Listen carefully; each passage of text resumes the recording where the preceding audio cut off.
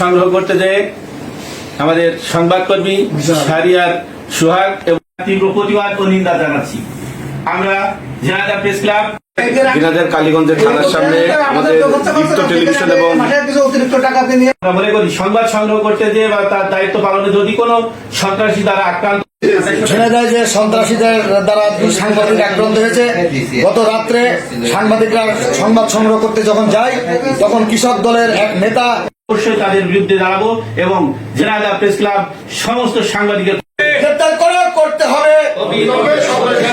শাসন করতে না পারে বা কোনো সংবাদ সংগ্রহ করতে যে সে কোনো সমস্যা নির্বাহী কমিটির মিটিং থেকে ঝিনাইদহ প্রেস ক্লাবের পক্ষ থেকে আমাদের জেলা প্রতিনিধি এবং নাগরিক টিভির ঝিনাইদহ প্রতিনিধির উপরে যে সন্ত্রাসীকে গ্রেপ্তার এবং দ্রুততম সময়ে উপযুক্ত শাস্তির ব্যবস্থার জন্য কাছে আমরা দাবি জানাই।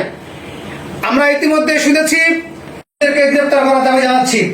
যদি এই ক্ষেত্রে কোনো অবহেলা করা হয় তাহলে বৃহত্তর কর্মসূচিতে যাব।